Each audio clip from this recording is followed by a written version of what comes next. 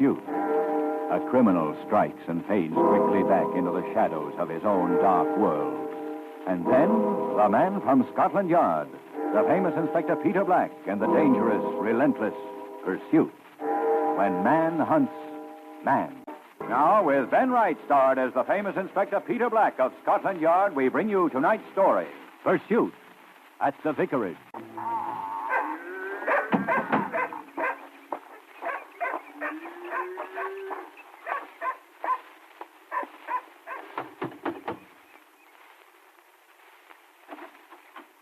Good afternoon, sir. Good afternoon. Is the vicar in? Who shall I say is calling, sir? Mr. Black from London. Won't you come in, please? Father's expecting you. No, thank you.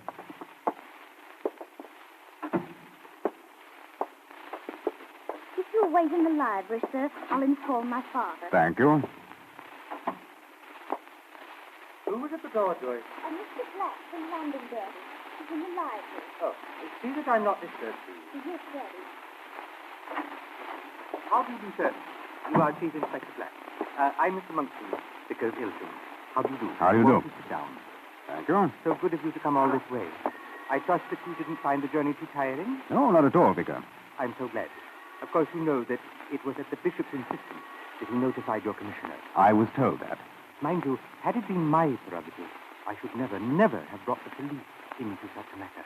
I'm afraid, sir, that I've not been informed of the nature of the case. No, certainly not. No one must know, even the police here in Ilsham. That is the reason for the secrecy. Do I make myself clear? Not exactly, sir. Oh, well then, where shall I begin? Perhaps... The beginning. The beginning is the most important part of work. Well then, Inspector, the beginning is that someone is trying to kill me. I assume it is for you to determine the end. The night before, I'd received a call from Commissioner Harkness. An old friend of his, the Bishop of Saxmundham, had wired begging the assistance of Scotland Yard in a matter of the utmost importance. Nothing was added beyond the request for a man who would, until the proper time, remain anonymous. The whole thing was rather unofficial. No particulars, no local police authority. Simply the petition for a Scotland Yard man to call upon the Vicar of Ilsham, a Mr. Horace Monckton. I had left London at 9 o'clock from King's Cross Station, and at 3:15 I was sitting in the vicar's study.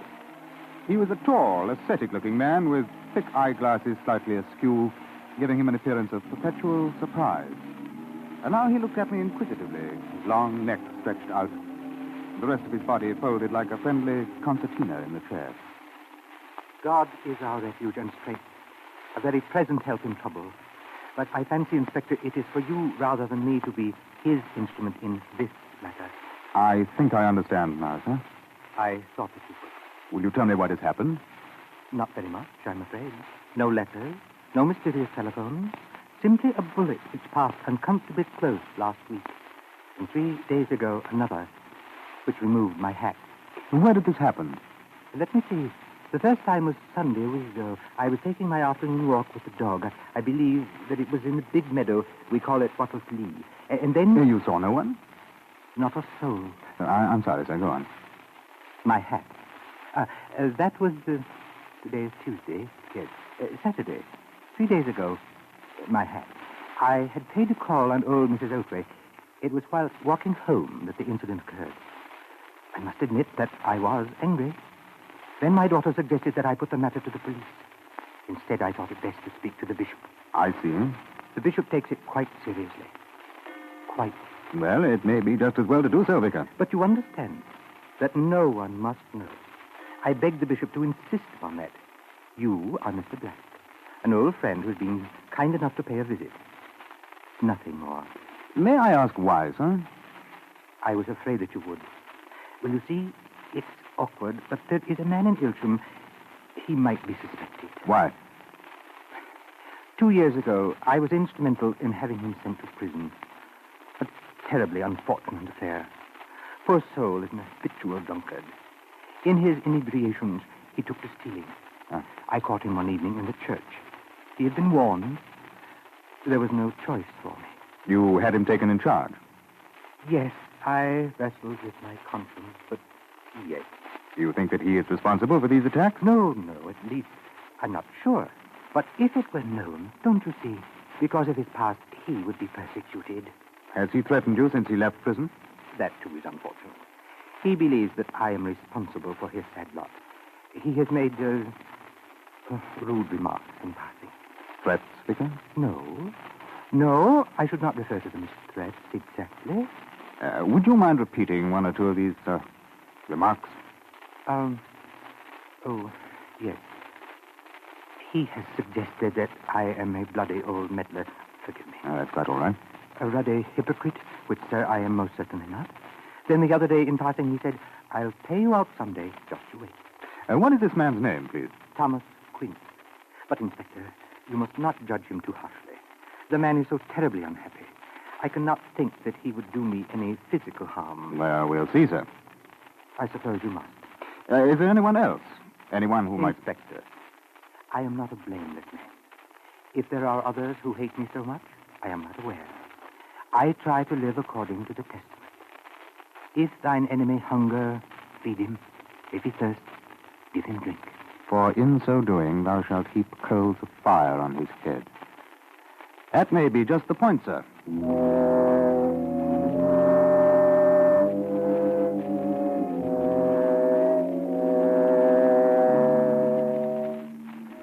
I finally convinced the vicar that I could do no earthly good remaining in his house as his anonymous friend.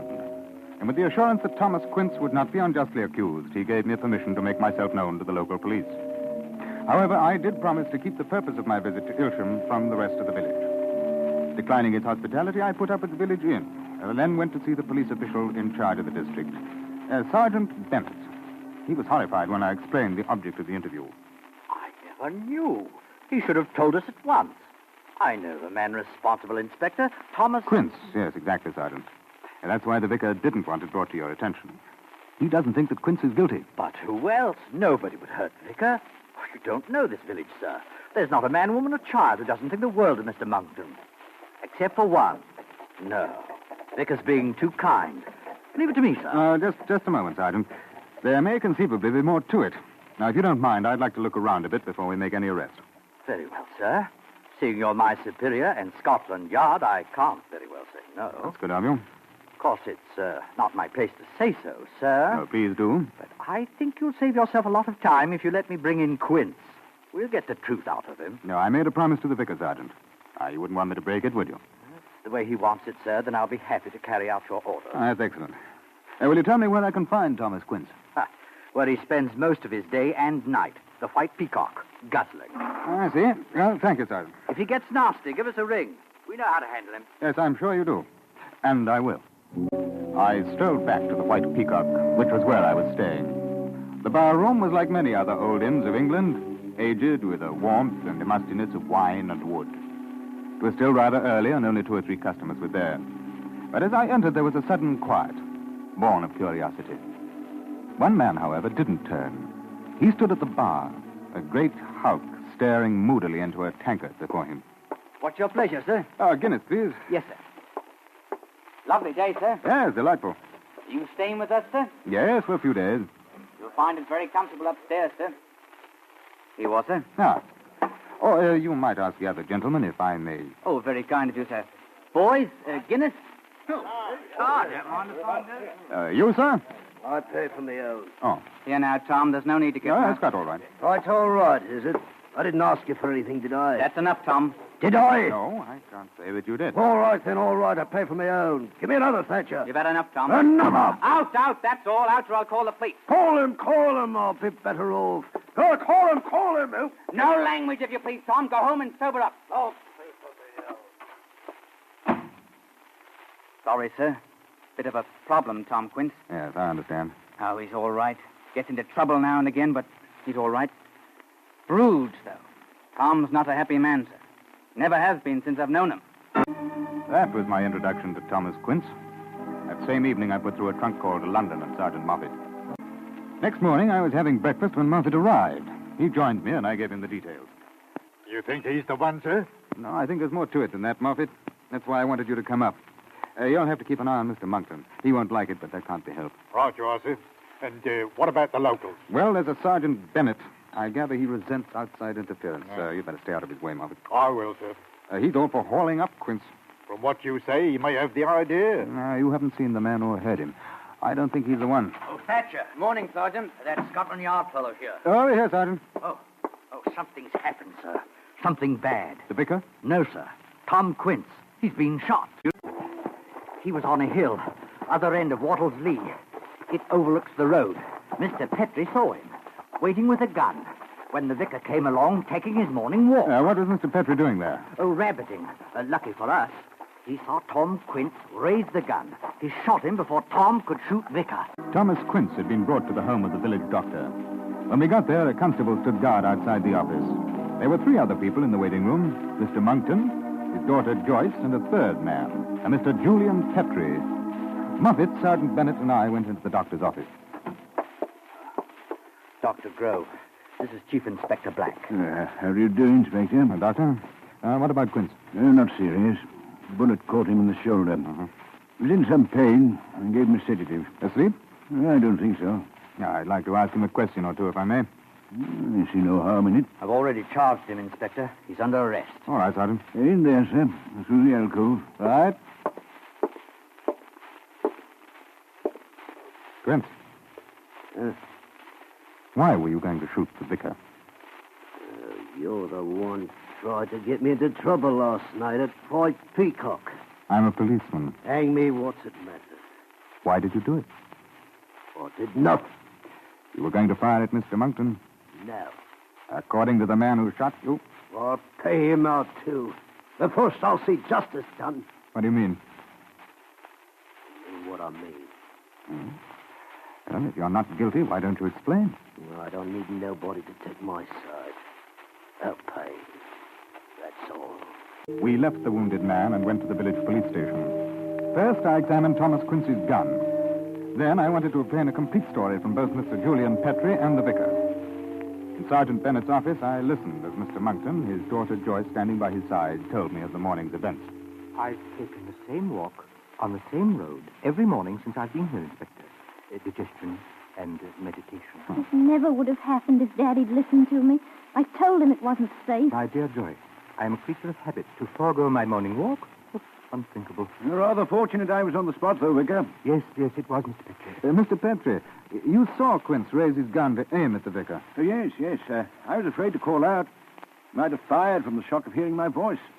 At the time, there seemed nothing else to do. I'm only glad that I didn't kill him. Have you heard of the past attacks on Mr. Monkton?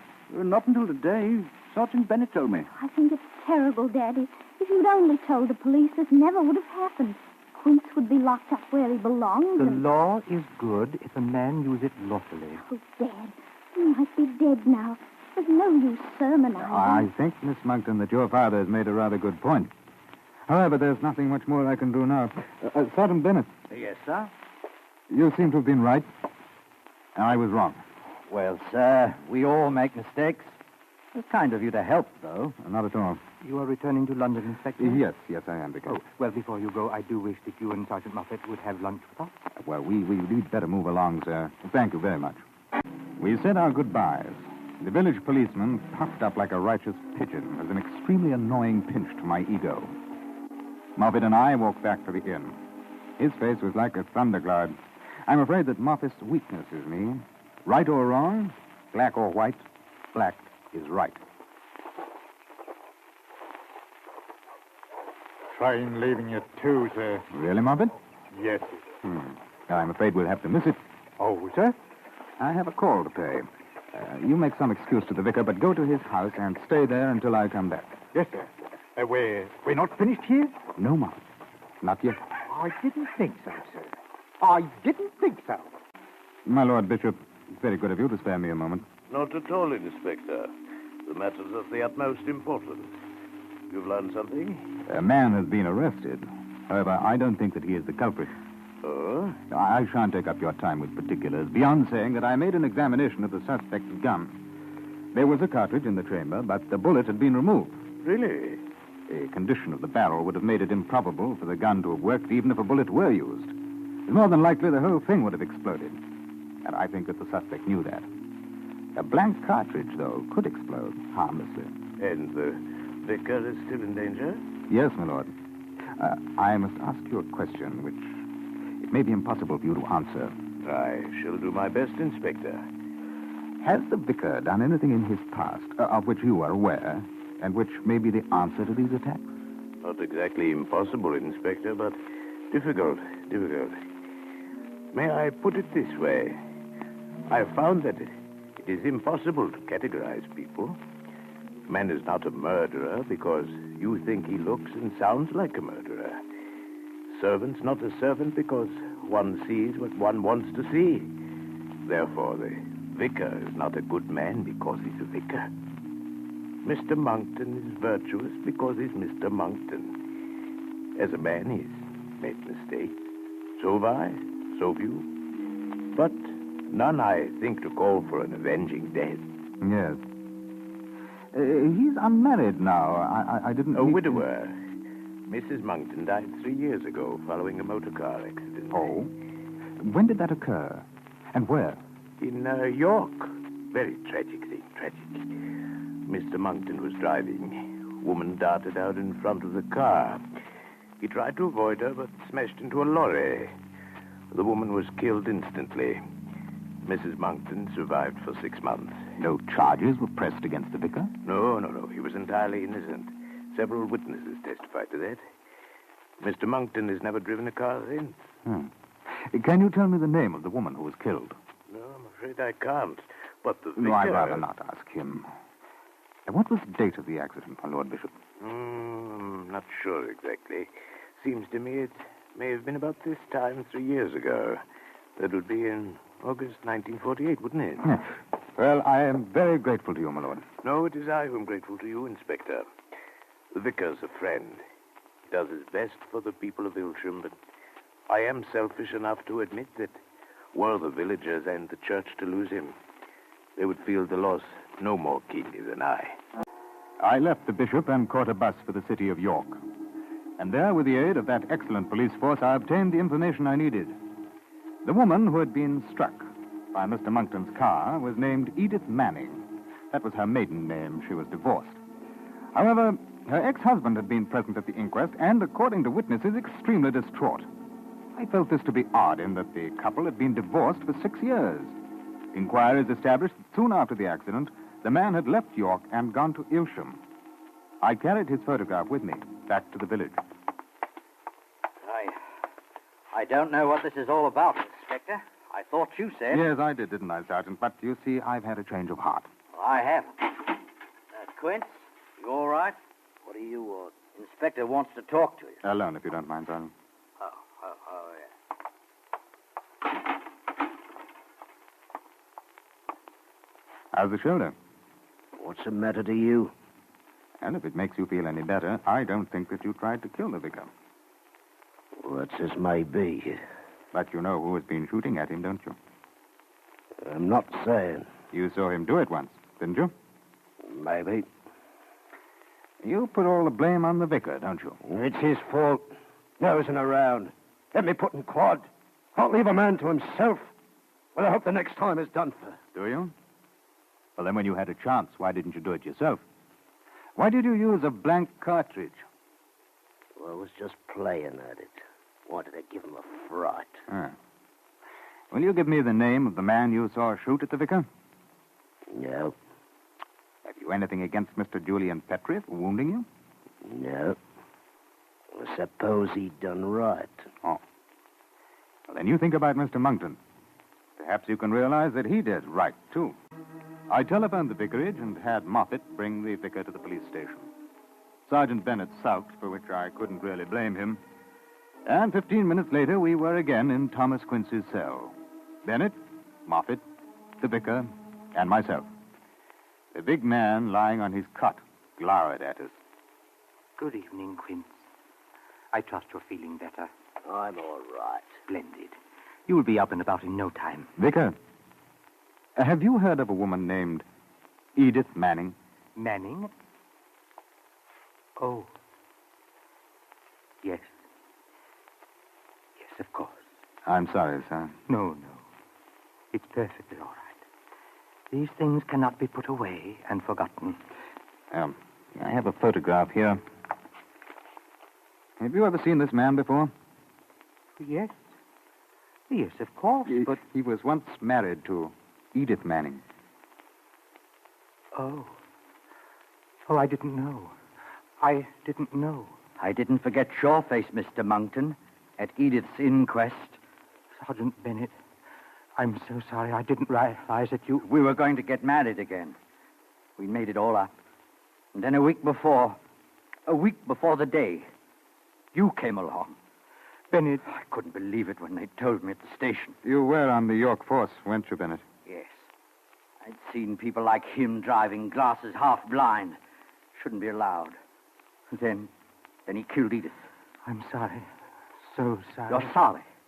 They don't touch you. It was all her fault. She's dead and they let you go. Well, I swore I'd see that you didn't get off. I got a transfer here. Didn't you think he'd recognize you, Bennett? I didn't care. I was going to hound him, make him suffer. Why did you wait so long? I don't know. Maybe it was worthwhile looking at him and knowing any time I wanted, I could do him in. Why didn't you shoot to kill? I wanted to frighten him first. And so when I came here, you decided to put the blame on Quince. Well, I shouldn't have done that. That was wrong. Uh-huh. Quince knew it was you. He saw you fire at Mr. Monkton. I saw. Bennett, would you have killed me? Do you really hate me so much? I don't know, Mr. Monkton. Perhaps I'm sorry now. Or perhaps I'm not. I don't know. Mr. Monkton refused to prefer charges against Sergeant Bennett. However, I had no choice but to take him to York and turn him over to the authorities. I have heard that Thomas Quince still resides in Ilsham. He regards the vicar with a jaundiced eye, but no longer utters rude remarks. Pursuit. And the pursuit is ended. We invite you to join us next week at this same time when Pursuit will bring you another dramatic story of the famous Inspector Peter Black of Scotland Yard, relentlessly hunting down those whose disordered passions breed violence and murder. Another story of man hunting man when we bring you Pursuit.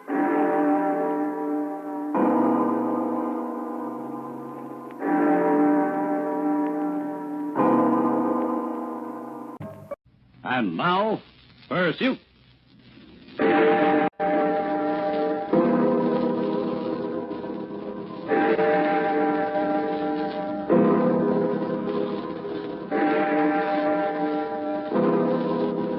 Pursuit.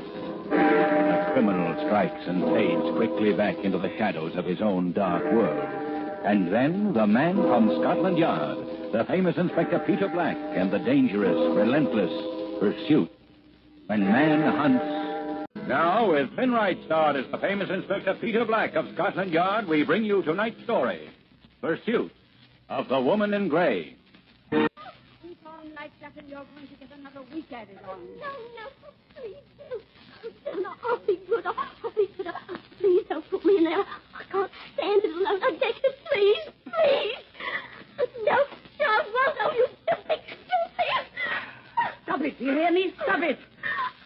Oh, Dexter, please. It wasn't my fault.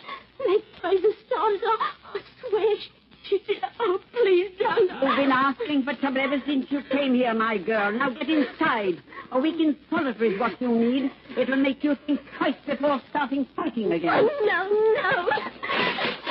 Dexter, let me out. Let me out, Dexter.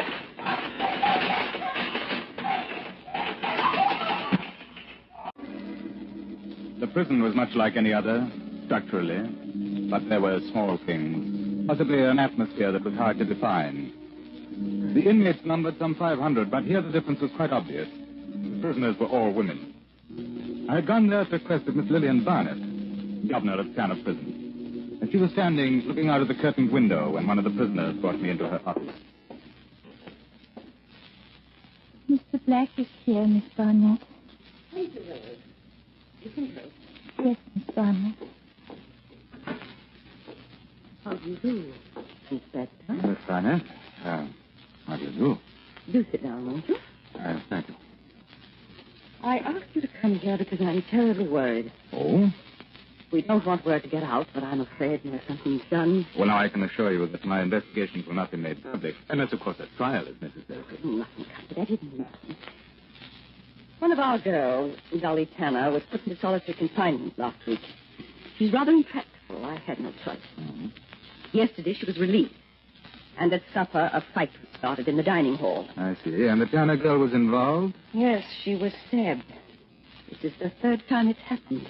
I see. I think someone is trying to murder. Miss Burnett was a very attractive woman, and it was difficult to think of her as the governor of a prison.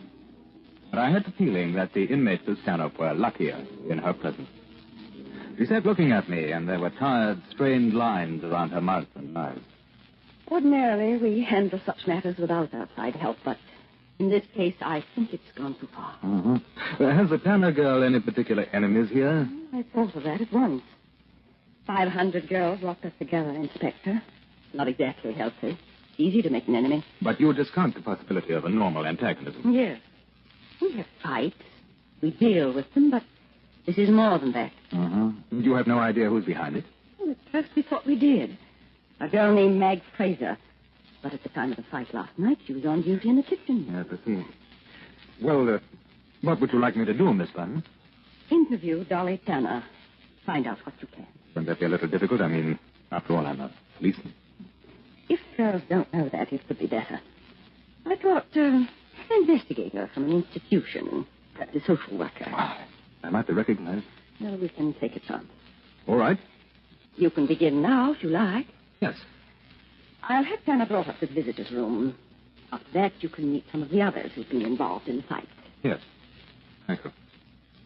Is, anything the matter? No. Well, I didn't quite expect... Yes? I mean, you don't look like the governor of the prison. Please don't be embarrassed, Inspector. I'm 36 years old, and I promise if I'm here long enough, I'll grow older and much uglier.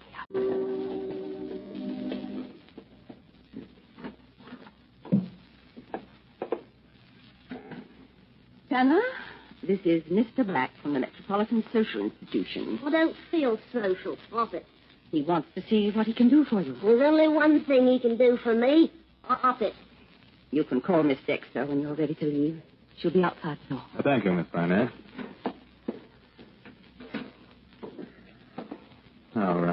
Now sit down. I don't care. Well, I'd like to help you if you'll let me in. Oh, that's a laugh. I know you blokes. Help. Some help. Miss Barnett told me that you were having trouble here. I had my trouble before I got here. That's why I'm here. What's your sentence? 2 with time off for good behavior.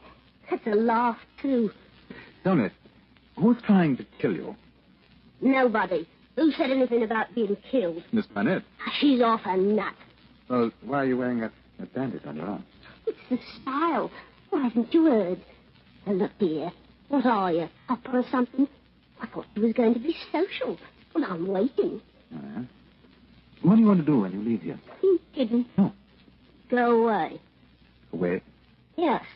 I'd like to go to America or Australia, something like that. Marry a rich bloke and not have to work no more. I see. And what did you do before your trouble? Waitress. Well, why were you sent here? I was dishonest, among other things. Marvelous, ain't it? How old are you? 17.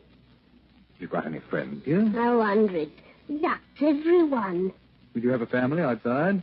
Nope. Nobody? No. Well, you do understand, don't you, that Miss Barnett is very worried about you? I'm crying my eyes out. Tell me, who is it you fight with? Who's trying to kill you? My Aunt Fanny. If you're all finished being social, it's time for tea. All right, Miss Tanner. Thank you. Miss Tanner. Dexter? The gentleman's ready to leave. So long, Mr. Social Black. A thin, round-shouldered child with all the mannerisms picked up in a world of fantasy. But I'd seen something else, too. Fear. This girl knew something, and she was afraid to speak. I wanted to talk to the matron, Dexter, before seeing any more prisoners. Then, on the pretext of seeing kitchens, I arranged for her to be my guide. The girls learn an occupation here, Mr. Black. Of course, they're supervised, but most of the meals are prepared by prisoners. I see. As you notice, the stoves are spotless. Yes, quite. Who did that? Not me, Inspector. Please, Inspector, that's quite all right. I hope you understand, Mr. Black. This is an unusual occurrence at Stanhope. Male visitors, even from your institution, are not common. Oh, quite. Please, Miss Dexter, is it okay if we have Brussels sprouts tonight instead of cauliflower? You know that's not my department, Fraser. Get back to your work. Yes, Miss Dexter. Is the gentleman staying for supper? Get back to your work, Fraser, at once. Yes, Miss Dexter. I think it would be best if we return to the visiting room, Mr. Black. That is, if you're satisfied with conditions here. Oh, excellent conditions, Inspector. I understand that there has been trouble with some of the girls Miss Barnett was telling me about. You saw Tanner. She's the one. You mean as far as the fighting is concerned? Yes. I've been here for 25 years, Mr. Black, and I give you my word we've never had a prisoner like that in my time. Why would you say she behaved so badly? I don't know. I don't think she's a bad girl, but something. I don't know. So Miss Barnett believes that her life is in danger. Miss Barnett is the governor. However, I think that she's wrong. Oh? Tanner looks for trouble. We've had to put her in confinement 4 times since her arrival. Sooner or later, she goes too far. It is my opinion that one of the girls couldn't stand it any longer and attacked her last night. Mm-hmm. Now, do you have any idea who it was? I'm not sure. There were half a dozen girls fighting. Anyone could have done it. Or it may have been an accident. Was that why there's been no punishment? Yes. Miss Barnett is a very fair-minded woman. But I understand it happened twice before. That is Miss Barnett's opinion. Tanner has been hurt twice before. I don't think that they were attempts on her life. Ah. You've been most helpful, Miss Dexter. Oh, not at all, Mr. Black. Do you wish to interview some more of the prisoners? If you don't mind, those in particular who were involved in last night's affair. The institution is trying hard to solve the problem of prison inmates, particularly when such a matter as this comes up. I understand. I'm sure they have a most useful investigator, Mr. Black. A Scotland Yard policeman couldn't be more thorough. It might have been a coincidence, but I didn't think so. My job was finished before it was begun if word got about that I was a Scotland Yard man. However, 6 girls were brought to the visiting room. I talked to them 2 at a time. The first 4 had no worthwhile information to offer. The 2 earlier fights had started at their table, and before they knew what was happening, they were in it. I was inclined to believe them. After a moment, another couple came in. One was a prisoner who had taken me to Miss Barnett's office, Joan Villers, stocky, plain, quiet. The other, Marjorie Fraser, Mag, tall and handsome. She knew it, too. Not a fag, mister? Yes. My name is Black. Really? Mr. Black. Thanks ever so. Miss Villers? No, thanks. I'm from the Metropolitan Social Institute. That's what they said. Wish we'd get more here like you instead of those old hags that knows about... Do you know why I'm here? Oh, Mr. Black. Not guessing games. We're trying to learn about conditions here. Thanks. Oh, no complaints. Just like the Savoy. Of course, we could use a few hundred men, but... What about Dolly Tanner? What about her? You don't like her very much, do you? No. Why? What does she do? Sucks her weight about. Balmy, if you ask me. But that's no excuse. Miss Villers? Oh, I don't mind her too much. I feel sorry for her sometimes. She hasn't got any friends. Don't listen to her. Joan thinks the world's made of treacle and jam tart. Go on, Miss Villers. There's nothing else to say. They ought to lock Dolly up. An asylum, I mean. That's where she belongs. Oh, does she particularly single you out, Miss Fraser? Now, what does she say? Do. She just talks too much. You can stand it for a bit and then no more. Always asking for a smack in the eye. Well, she gets one. Mag doesn't start it, never. It's Dolly who starts it. She just goes mad, and the next thing you know, she's fighting all of us. Huh. Did either one of you stab her last night? What do you think I am? I don't need a knife to put her away. Little snip. Besides, I was in the kitchen. Joan didn't do it either. All right. I don't think there's anything else. I returned to Miss Barnett's office and gave her my report, which up to that moment was very sketchy. I decided that I'd take the names of the prisoners I had seen and check with the Criminal Records Office at the Yard. There was a chance that somewhere in their background something would turn up, which might give us a clue as to the reasons behind the attempt to kill Dolly Tanner.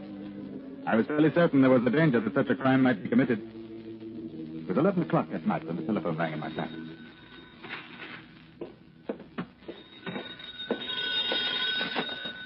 Inspector Oh, yes, speaking. This is Governor Barnett. Can you come down immediately? Of course. Anything happened? One of the girls has been killed. Stabbed. He found her in the kitchen. It's Mag Fraser. Now, the second act of Pursuit of the Woman in Gray. It was a murder case now. The victim was the unexpected Mag Fraser, and not the threatened girl, Dolly Tanner. I called Detective Sergeant Moffat, and a half an hour later picked him up at his house. It was 1 o'clock when we arrived at the prison. Miss Barnett and the prison doctor took us to the kitchen, and in the storeroom behind sacks of flour, we saw the body of the dead prisoner. We didn't want to move her. I thought it... You're quite right, Miss Barnett. Moffat. Yes, sir? Give me a hand with these sacks, will you? Right, then. Close enough. Dr. Prue? She was stabbed in the heart. Must have died almost immediately. We haven't found the knife. When do you think it happened? Must have been during supper or preparations. Yes, Mag was on kitchen duty. What time? Between 4 and 7. Have you a list of the girls who were working in here this evening? Yes. Who else would have access to the kitchen at that time? The waitresses. Those are prisoners, too. Oh, how many others? 20. Oh, yeah, it's not going to be easy. Tell me, Miss Barnett, when did you first learn that she was missing? 8:30. Miss Dexter didn't give the exact time. That's lockup. We thought she might have been in the library. Yes, I see. All right, Moffat, see if you can find the weapon. Call the yard and get a couple of men to run down and give you a hand. Right, sir. Whoever did it may have washed the knife and put it back. Well, we'll examine all the kitchen cutlery as well. I want to know where she was when she was stabbed. Yes, sir. Now, Miss Barnett, if we can go to your office and have a look at that list.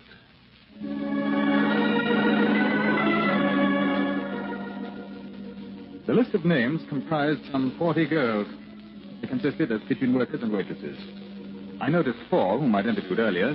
Joan Villers, dishwashing. Ellie Hall, waitress. Leslie Chester, waitress. And Dolly Tanner, waitress. They had all been involved in the fight which had taken place the previous evening. Now, we waited until the morning to begin our questioning. However, before that, the murder weapon was found. It had been washed and put away. But on the wooden handle of the knife, a spot of human blood had been detected.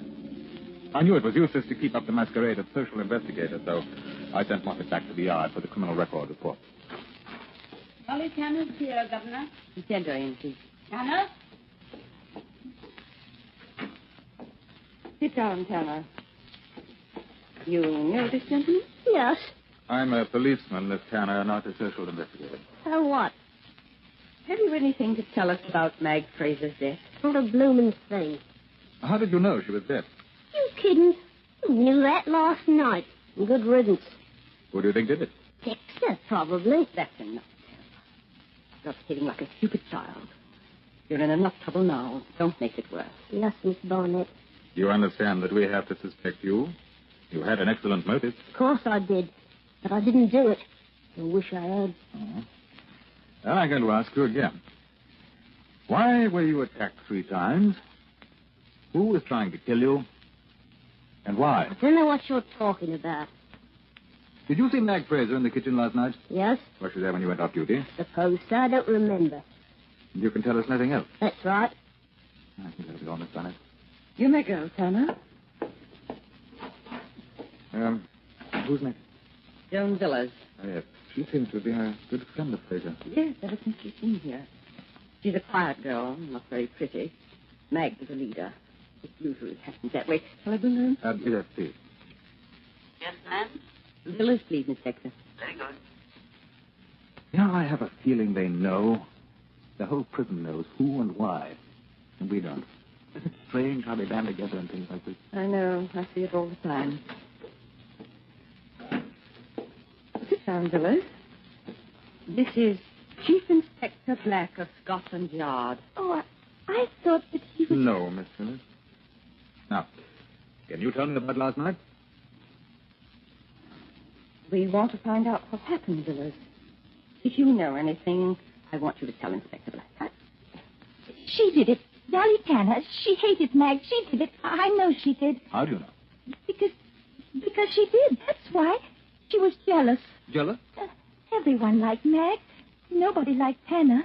That's why she was always fighting with Mag. You know that, Miss Barnett? I don't think that's reason. Somebody was trying to kill Dolly Tanner, and then they turned on Fraser. I don't know. I don't know anything about it. For 3 hours we questioned, and for 3 hours we received the same answer. Nobody knew. At 1 o'clock, Moffat arrived with criminal record reports. Until late afternoon, we went over them. At the end of that time, there wasn't a scrap of evidence linking Mag Fraser with Dolly Tanner. For that matter, as far as we could determine, none of the girls who had been in the kitchen knew each other before coming to Stanhope. Therefore, we had to assume that something had taken place in the prison which had led to the attacks on the Tanner girl and the final killing of Fraser. And then we found the photograph. It had been tucked into a slit in the dead girl's mattress. It was a picture of a child about a year old. There was no identification, but a similarity in features told me at least part of what I wanted to know. I asked Governor Barnett to have Dolly Tanner and Joan Villers brought to my office. Sit down, girl. Hello, Miss Villers. You were Mag Fraser's cellmate, weren't you? Yes. You know I was. Did she ever talk to you about a baby? No. No, she didn't. This baby? Oh, no. No, I've never seen it. You lived with her, and yet she never told you about having a child. Oh, you were quite close friends, I believe. She never told me a word. What about you, Miss Tanner? I don't know. Well, you want me to think that neither of you knew about Mag Fraser's child. It wasn't her... Oh. Go on, Miss Villers. It wasn't hers. I mean, she never told me. Maybe it was a niece. Could it have belonged to one of the girls here? I suppose so. I don't know. Could Fraser have been using it for blackmail, possibly? Why ask me? Because I think you know. There's quite a resemblance, don't you think? Look at it again. Carefully. No, that isn't going to do any good, Villers. You don't understand. You don't. I did it. No. Oh, what does it matter? I killed her. Why? Shut up. Don't you say nothing. Don't you? Tanner, be quiet. I was drying the dishes last night, and I saw Mag pull Dolly into the storeroom. I didn't trust Dolly. I wanted to hear what was going on. I heard them talking. It was about Dolly's baby. She's a dirty liar. I'm not a baby. Mag was laughing at her. She said she was going to tell Miss Barnett, and when she did, Dolly wouldn't have the baby anymore. Tanner, I didn't know. You never told her. No, I was afraid. I had him a year before I come here. He's with some neighbors now. I was afraid if you knew, you'd take him away. Put him in a gnome. So when I got out, I couldn't have him. Why did you kill her, Miss Villers? When I came here, she was my first friend. I did everything for her. She had slicks, took care of cleaning up the cellar. Never had a friend like that before. Dolly was always fighting with Mag. It made me sick, so I wanted to hurt Dolly to make her stop. Oh, I'm sorry. I didn't know about the baby then, Dolly. Not her fault. Meg was always cracking about the baby. Even at meals, she'd wink and smile dirty. I couldn't stand her. I wanted to smash her face. And last night in the kitchen, she said she was going to tell Miss Barnett. I didn't know what to do. And then I saw Dolly run out, and I went in to talk to Mag. She laughed at me when I said that she mustn't tell about the baby. She was rotten. I had the knife, and I closed my eyes. She fell down behind the stacks of flour. That's why you killed me.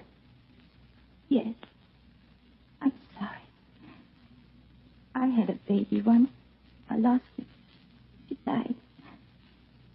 Dolly will be able to keep her baby. Won't she, Miss Barnett? The jury recommended mercy, and Joan Villers received a life sentence, which, with good behavior, could be remitted after 15 years. Dolly Tanner is now remarried, and her baby is with her. Pursuit, and the pursuit is ended.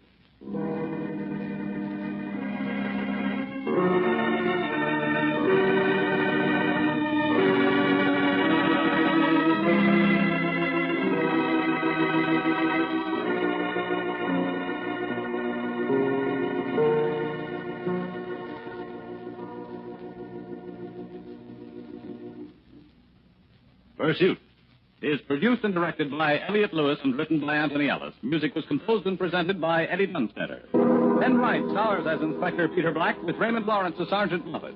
In tonight's story, Betty Harford was heard as Dolly, Alma Lawton as Joan, Irene Pedro as Miss Barnett, Joan Banks as Mag, Gloria Gordon as Miss Nectar, and William Johnstone as the Doctor.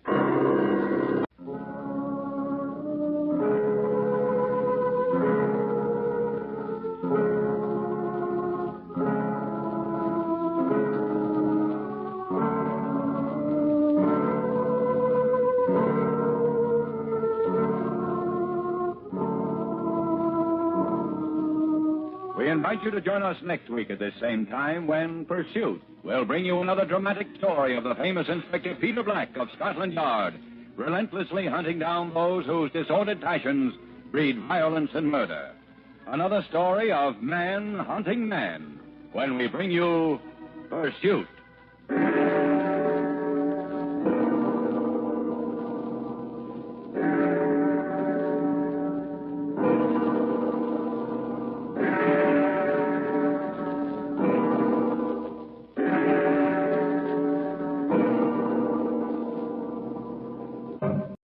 And now, Pursuit.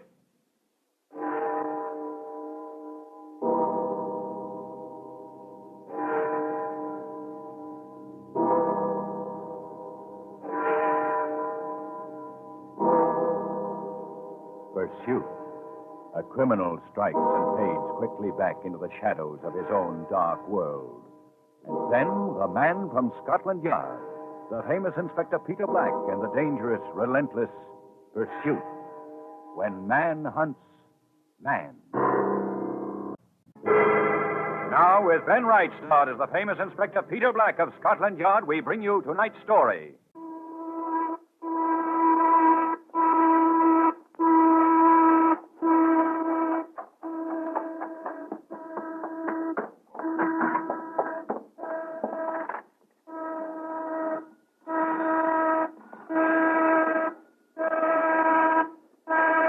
Three, 2, 4, please, hurry. Yes, it's the Clonewith team. I don't know. Put in the call, will you? Mr. Garth? Mr. Garth. No, it's Emlyn Thomas. The superintendent is at the shaft. It's a bad fall, Mr. Garth. Most of them got out, but a few are still down there. We don't know how many. I don't think there has been an explosion. Can you come right down? No.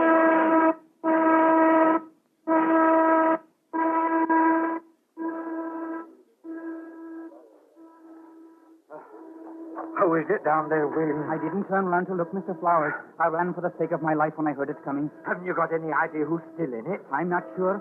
I was working along with Hugh Davies, Evan Lewis, and David Owen. I think maybe Ivor Williams was with us, too, but I cannot be certain. Mr. Flowers, I telephoned to the boss. He's on his way. All right. As soon as the dust is cleared a bit, we'll go down. Have any other men come up? I was the last, I think. Answer it, will you, Thomas? Yes, sir.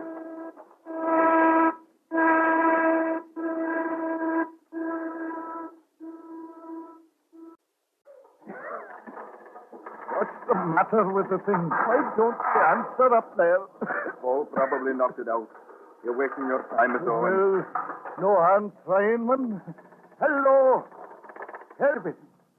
Hello? Who? Emlyn, can you hear me? It is David Owen. Yes. Tell him what's happened. Hush, man, hush. Emlyn, there's 4 of us in here, end of the shaft. Hugh Davies, Evan Lewis, and me. There's Ivor Williams, too. Can you hear me? Ivor Williams, but he's dead. And you better have a policeman ready if you ever get us out, because he's been murdered. Glenewith was a village in South Wales. It was ugly, with the grey ugliness of mining country. Dirty, sullen, and with the inevitable poverty.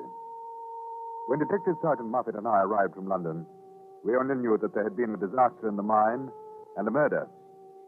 I had a chat with the chief constable of the district who had requested our aid, but he knew little more than he had told us over the telephone.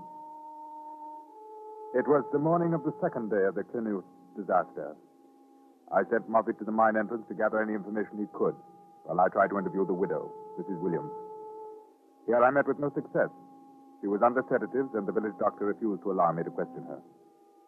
I walked back up the narrow streets to the mine. There was a light drizzle falling, and it seemed that the entire village was gathered on that desolate spot. I saw Moffat standing near a shed at the entrance. It was oppressively quiet, every eye fastened on the black mouth of the tunnel. The relief crew's been down there for 2 hours now, sir. Should be coming up any minute. Well, how are they? The three in the shaft. Superintendent Mr. Flowers spoke to one of them 10 minutes ago. Mostly thirst from what he says. Air's not too good either. Yeah. You get any more details on the murdered man, Williams? Not much, sir. He complained of a stomachache just before the cave-in. And afterwards, before he died, he had convulsions like. At least that's what they say down there. It sounds like poison. The shot firer man, what was his name? David Owen? Oh, yes, sir. He talked to me on the phone from down there, and he says he knows it's poison. He's a St. John's ambulance man. Oh. Well, come on. Another crew will be going down in a minute or two. Hello, Inspector. Oh, Mr. Flowers. Any progress? Slow, very slow. It's worrying. Very loose down there, very loose. If there's another fall, well, you see, we can't afford the blast. I'd like to go down when you get close enough. I couldn't allow that, Inspector. I'm afraid you'll have to, Mr. Flowers. It's my job, you know. Too dangerous. I have reason to believe that a man has been murdered, Mr. Flowers. I've come up from Scotland Yard because your chief constable requested it. When those men are reached, I want to be on the spot. Well, I'm not interested in policemen. I've got work to do. Something that might not interest you, mister. Saving lives, not hunting them. Excuse me now. Nice thing, that. Oh, well, he's right, Moffat. Yeah, sometimes I do feel rather like a vulture. Only I suppose this time it would be more like a cat waiting for the mouse to come out of its hole. You're the inspector, aren't you? Yes. My name is Will Vaughn. Can you come over here behind the shed a minute? I want a word with you. Oh, all right. Oh, it's dirty work down below. For every 10 feet we go, 5 falls in again. You think there's any chance? Oh, there might be. No. No. Well, this is it. The chaps and me were talking while we were digging. We thought you'd better know. No. About Ivor Williams. Oh, go on. He was no good. No good at all, that Ivor Williams. We don't keep with strangers coming here and asking questions, but it's better you know the truth than find out lies. Well, what is the truth? Ivor Williams was a lad with the girls. It was more than one fight he had over it. Oh. So it is a great many men in Llynwrth who are not sorry to see him gone. I see. Is that all? Yes. And I am grieved for his wife, poor woman. She was a fool to marry him. But it was for love. Well, since you've gone this far, will you name some names? It would take a dozen men or more. There is those 3 still in the shaft. David Owen, for instance. It is his daughter, Dennis, that is the latest trouble. Here she is standing over there, the dark girl. Oh, yes. This Ivor Williams was interested in her? Interested? Now, there is an English word for you. From the talk of the women, it is more than that. David Owen swore he'd give Williams a terrible beating if he didn't stay away from his daughter. I see. Then Hugh Davies, that is Glynis's man. They are to be married. Hugh knows about the talk. He had a proper rage about it. Poor chap, it does him little good now. You realize that you've given those 2 men a motive for murder? That's only 2. What about Evan Lewis? They fought but 2 days before the fall. And I can go on with more. I may want you to when the time comes. It will be the whole village you can arrest before you are done. It is a great waste of time. Make your report that he died in the fall. Will Vaughn walked away from me, his face black with coal dust, shoulders stooped. And I wondered exactly why he had offered the information. These people are an insular lot. Right or wrong, they protect their own. And here I had been handed not only motive, but suspect. The day passed, and it became dark. Floodlights blazed down on the mine entrance, and the crews went down and came up again. The women brewed tea and made food for the men. Another day came, and the voices of those who were trapped behind tons of coal and dirt were suddenly gone. The telephone line had failed. At 3 o'clock in the afternoon, the superintendent sent word to me that the next crew expected to break into the shaft. I was given clothing and a helmet, and a few minutes later, a coal truck was rolling down the lines deep into the mine. Aboard it, 5 miners and 1 chief inspector of Scotland Yard. All right, boys. Mind your head, sir. Yes, I will. We're shoring up with timbers as we go. That's the job of the shifters over there. That's a carpenter's job. All right, easy now. We shouldn't have more than a dozen feet to go, but slow. Slow is the word. You two start with picks. We'll take turns. But if you must be here, you must, Inspector, but stand out of the way. Give me a shovel. I can help. A London man in the pits.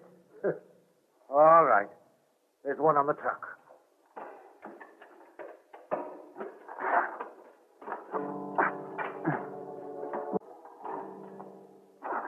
Wait a bit. You'd have made a miner, you would. I think it's easier being a policeman. What is it?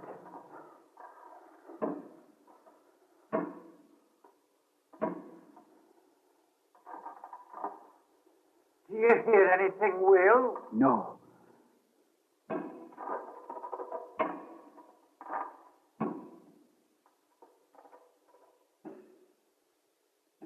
There. There, I heard it. They're all right. Here, give me the pick. I'll have a go for a bit. Thanks. I'm about done. We were working in a tunnel now big enough for only 2 men at a time. One working with picks, one carrying the dislodged dirt and rock to the entrance. It was a shaft within a shaft. The men could only work a few minutes at a time, and it was our turn, Will Vaughan and myself. We measured our progress by inches, lying on our stomachs, hacking at the unyielding earth, ducking as a miniature landslide fell about, coughing in the dust it raised. Will Vaughan had crawled to the tunnel entrance when my pick lodged in a seam. I tugged at it, and then... I'm through. Are you all right in here? Yes, can we get out? I hope you brought some water with you. Yes, we did. Bring some water in.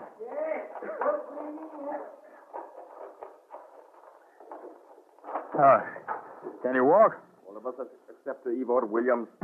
Oh, come on, I don't want to look at him anymore. I'll drink outside. Wait a minute, Huey.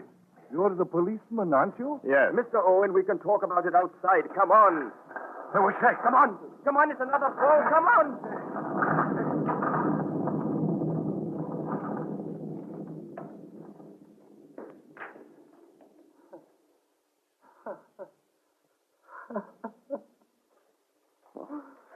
It was such a very little tunnel, wasn't it? And it took you so long to make. Now it's gone. What a shame you didn't bring in some water with you.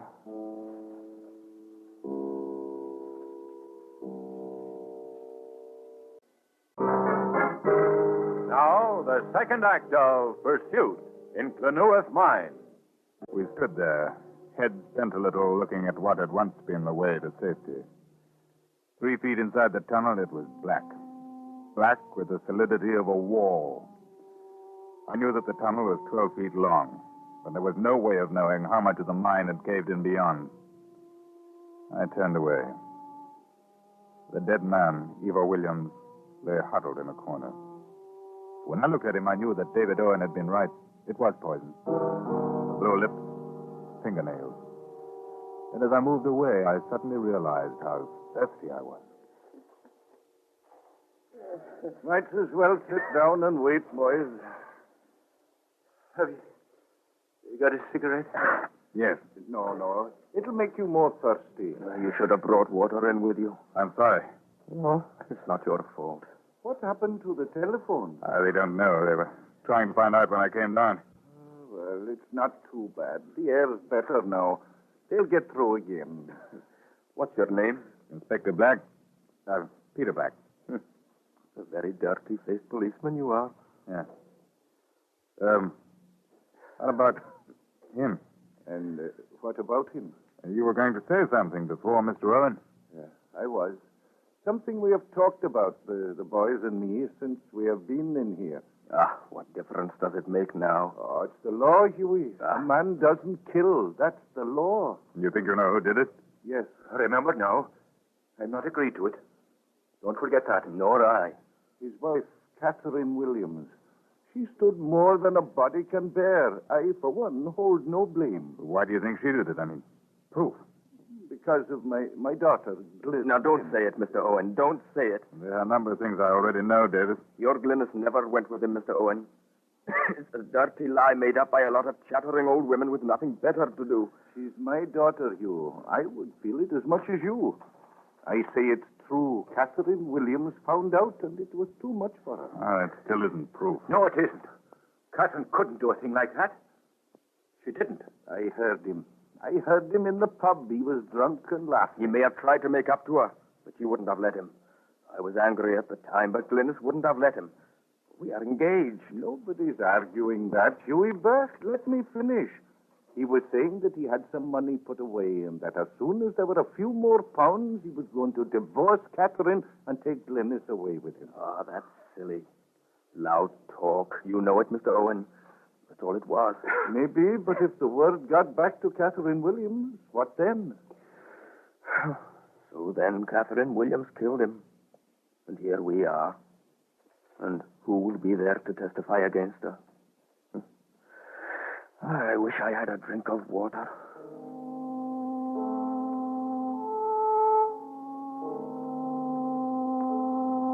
Now and again we tried the phone, but there was no sound. We sat in darkness a good deal, conserving the batteries in our lamps.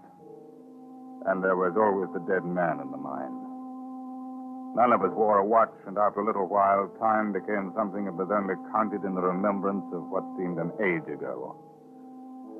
They had been without water for nearly 3 days, and I knew what a torture it was becoming. My own mouth was dry and bitter.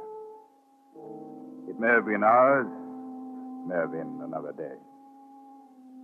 We took turns at the little tunnel, tearing at the loose dirt and rocks with our hands. And we became tired very quickly. It's funny. What? Oh, I remember last week. I went to the tap and drank a glass of water.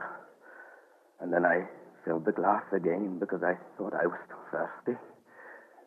But I wasn't anymore. And so I threw it away. I threw away the lovely water. Oh, it made a cool sound. That's enough. If I want to talk about water, Evan Lewis, I shall talk about water. It is a great comfort for me. Well, not for me. Shut up. You are not telling me to shut up. Oh, look here. This isn't going to do any good. Save your strength. What for? So that we can die more slowly?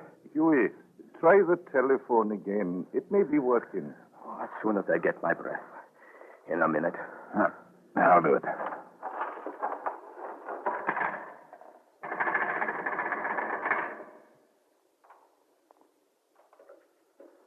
No. Nothing. Oh, well. I'm going to have a bit of a sleep. Put out the light.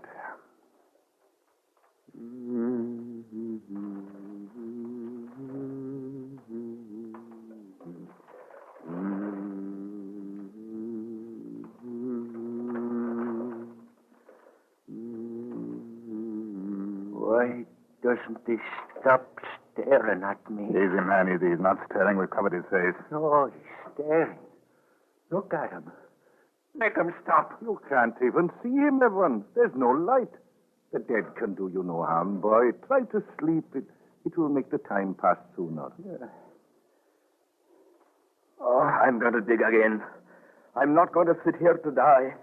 Our hands were bleeding, and every handful of rock and coal and dirt was an agony to pull away. The darkness was never-ending. And as our batteries began to fail, it became a terrifying, alive thing. It was Hugh Davis who found the tea can. It glinted dully in the orange glow of his lamp. Look. Oh, look at this, boys. Listen to it. It's a tea can. Oh, it's wet. Did you ever hear a lovely sound like it? Oh, we can measure it out. There's enough there. Now, you chaps first. I'll miss this round. You've been here longer than I. Chair and chair. Be careful, Huey. Don't spill it, man. Let's jump. There. No. Can't have it. Give it back, Evan. Oh, don't be an idiot. There's enough for all. You'll have your share. No, stay back. There you are. Well, pour it out. Evan. No. You drink one drop of that, Evan Lewis, and I'm going to kill you. Now, come along now. You can have the first drink. It's all right. That's all right. It is. He was. He's dead. He doesn't need it anymore. He's left enough for us all. Thank you, Ivor. Thank you. He's gone mad. I'm going to sit here with my tea, and you'll all watch me. But you can't have any. Don't come near. Don't come near. All right. Oh, we can't let him. Shuibar. Have a sip and pass it. Hey, Louis? Oh, no. No. I'm keeping it. Go on, then. But don't forget, Evan. When we are outside, I'm going to kill you. You remember what I say. You'll not be fit to live. What's the matter with him? Why doesn't he drink it then and have done? I wonder. Stay there. Don't come near her.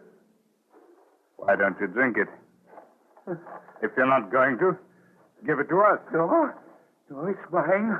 Stay away. I'll pour it out. Go on, then. Pour it out. I will. I will. Stay away. Why don't you drink it? Shall I tell you why? Because I think you know what's in it. You can't drink it, can you? Yes. Yes, if I want to. I will, too. Eva Williams drank some of that tea, didn't he? Before he died. I don't know. Don't you come closer to me. Drink it, then. I will. But if you come closer, I'll pour it out. Then no one will have it. No, don't.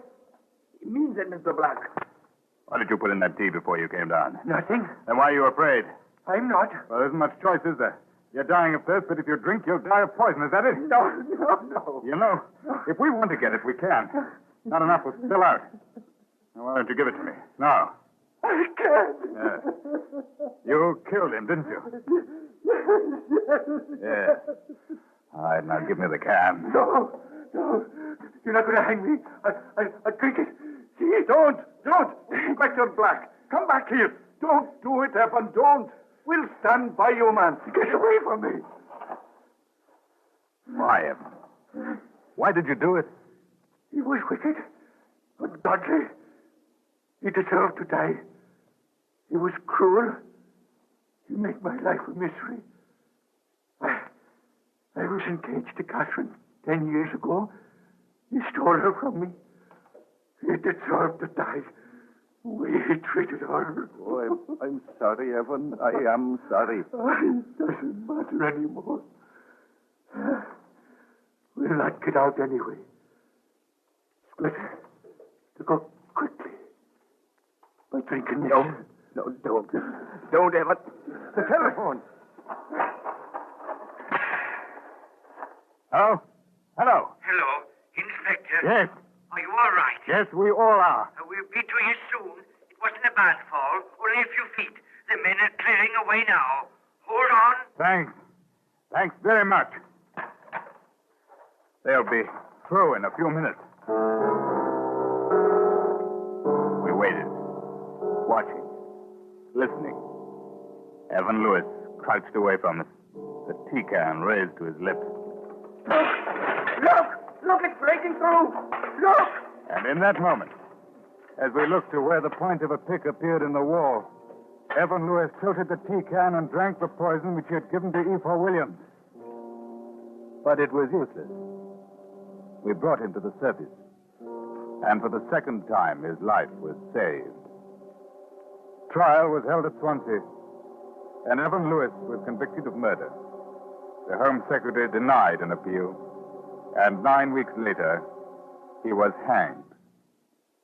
Pursuit, and the pursuit is ended.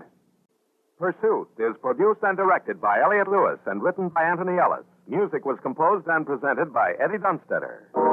Then Wright stars as Inspector Peter Black with Raymond Lawrence as Sergeant Moffat. Featured in tonight's cast were William Johnstone, Tudor Owen, Anthony Ellis, Steve Roberts, Joseph Kearns, and Charles Davis.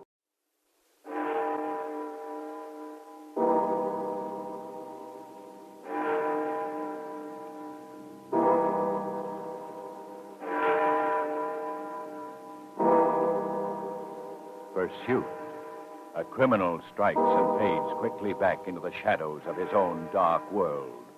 And then the man from Scotland Yard, the famous Inspector Peter Black, and the dangerous, relentless Pursuit. When man hunts man. In just a moment, tonight's story. Now, with Ben Wright starred as the famous Inspector Peter Black of Scotland Yard, we bring you tonight's story, Pursuit and the Asiatic Killer. Any change, Dr. Reed? No, Inspector. None at all. I've just been talking to the wife. She thinks you should take him to a hospital. How can I? Touch and go. I'd be afraid to move him. She wants to come in. No, not now.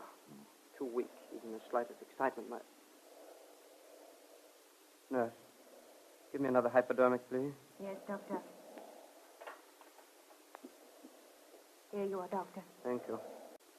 Do you think he was in his right mind? About saying he was poisoned? From the looks of it, I'd say so. It's not a natural illness, then.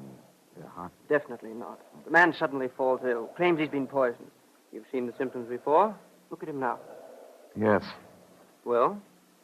Nurse, tell Mrs. Callender to come in.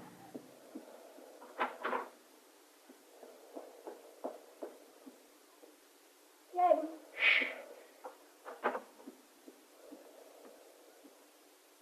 He's better, isn't he? He's all right. James? James? He can't hear you, Mrs. Callender. I'm afraid. James. James. Doctor, do something. I'm sorry. No, don't say that. No, he's all right. James. Oh, James.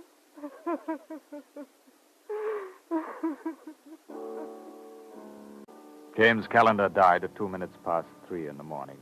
He had been stricken sometime before midnight. Before going into a coma, he insisted that someone had poisoned him and that his wife knew who had done it. And then he didn't wake up again. It was only a few hours later that Detective Sergeant Moffat telephoned the autopsy report to my office. It was 10 o'clock, a Tuesday morning. Autopsy report, sir. All right, let's have it, Moffat. The doctor was wrong. It wasn't poison. Oh? No, sir. The man died of Asiatic cholera. Yet, because I wanted to wait for the autopsy report. Yes, quite right, quite right. What was that he said about his wife knowing? Well, that was just before he became unconscious. He was whispering. My wife knows. Myra knows. Ask her. That was all he said. He didn't speak after that. We haven't had a case of this sort for nearly, pretty grim if it's true, you know. Yes, sir. I'll have Sir Conrad send over a Ministry of Health man. And for heaven's sake, Black, don't let this get out to the newspapers. Well, no, we won't, sir. At 1 o'clock, the truth of the matter was settled. The Ministry of Health biologist, as well as our own people, put the lid on it. They made several tests, and the results of each told us that James Callender had died of Asiatic cholera. Now it was my job to find out how. I went back to question the bereaved wife. The blinds of the house were drawn, and although the sun was shining brilliantly in the street, the sitting room was somber with the air of death. I don't know what I can tell you. I don't know what I can say. Your husband thought he had been poisoned. But why? No one would... Well, he also said that you knew who had done it. How could I know such a thing? How could I? Well, that's what I should like to know. Do you? No. Unless... But go on. Well, I remember when he first became ill. He had terrible cramps. He said he thought he must have eaten something that poisoned him. Mm-hmm. He was in pain, but I don't think he was very worried at the time. Perhaps that's what he meant when he said that I knew. I see. Well, Mrs. Callender, can you think of anyone who might want to hurt him? No. Yeah, according to your doctor's report, Mr. Callender complained of feeling ill the day before he died. Yes, but he didn't think it was serious. Not poison. It couldn't have been that. Why don't you tell me the truth? How did he die? I'm afraid I can't tell you that just now, Mrs. Callender. You think he was murdered? No, we're not certain. We're trying to find out. Because he said that someone had poisoned him? Yes, and because he said that you knew the person. But I don't. There couldn't be anybody. We're not the sort of people who have enemies. I see. Well, now, what did your husband do, Mrs. Callender? He owns a shop. Well, he owned a shop. What kind of shop? Cameras, enlargers, you know. Well, is there someone else who was in business with him? Yes, his partner, Mr. Denning, but Would you give me the shop address, please? 341 Edgware Road. Oh, thank you. Mrs. Callender, I noticed as I came in the luggage in the hall. Were you planning to go somewhere? Why, yes. Oh. Well, you'll find out anyway, I suppose. James and I were separating. I would have left him 2 days ago if this hadn't happened. I see. It was perfectly friendly. I don't think I loved him anymore, but I was very fond of him. Mrs. Callender, I must ask you not to leave London for a few days, at least until we've made our investigation. But I've made my plans. Surely you don't... I promise, as soon as we're satisfied, I'll let you know. You'll be free to go wherever you like. All right. Now, a medical officer will be calling here in a little while. He'll want to make 1 or 2 simple tests. Why? I don't... Please give him your cooperation, Mrs. Callender. But why? What kind of test? I'm afraid I can't tell you that just now, but we want to make sure that no one else will die the way that your husband did. We still had no positive proof that James Callender had been murdered. There was only his dying word. So I checked back with the Yard before going to the camera shop in the Edgware Road. There's nothing here, sir. Ministry of Health called a few minutes ago. They haven't got any other reports of cholera up to now. All right, Moffat. Now, look here. I want you to go out to the Callender place in Salmon Street. I want you to get names and addresses of anyone who may have been in contact with Callender a week before he died. Mrs. Callender should be able to give you the information. You want something, sir? No, Moffat, but I want to make sure that no one else comes down with cholera. Now, when you get those names, you send them on to the Ministry of Health. They'll have to test them. Right, sir.